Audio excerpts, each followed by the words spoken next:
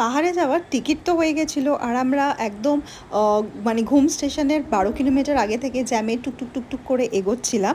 এবার এগোতে এগোতে যেটা আমি বলেছিলাম যে আমাদের গাড়িটা খারাপ হয়ে গেছে, এটা তো মানে কী যে সমস্যা। তারপরে আবার ওখানে 1 ঘন্টা আমাদের ওয়েট করতে হলো। তারপরে ওই ঘুম স্টেশনের মানে যেখানে দার্জিলিংয়ের যে স্ট্যান্ড, সেখান থেকে একটা গাড়ি আনা হলো। গাড়ি আসার পরে দেখলাম ওটা গাড়ি নয়, ওটা কিডন্যাপিং ভ্যান।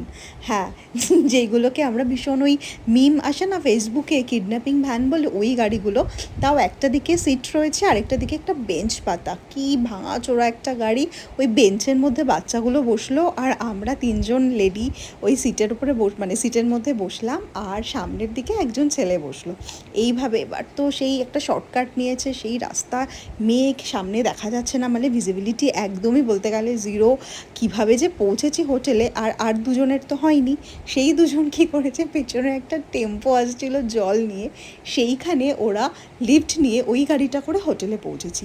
এবার দুটো গাড়িতে লাগেজ নেওয়ার তো জায়গা নেই, আর আমাদের 3টে ফ্যামিলি গেছি, সাথে বাচ্চারা, হয়েছে এক গাদা লাগেজ। ওই লাগেজগুলো আবার ওই কিডন্যাপিং ভ্যানটা ফিরে ওই লাগেজগুলোকে আবার ওই গাড়ি থেকে নিয়ে তারপর হোটেলে পৌঁছে দিয়েছে। মানে হোটেলে পৌঁছেও স্বস্তি নেই, কারণ ফ্রেশ হতে পারছি না। তো তো মানে লাস্টের দিকে এত জোরে জোরে আমরা হেসেছি না ওই ডিপ্রেশনে, কি বলবো।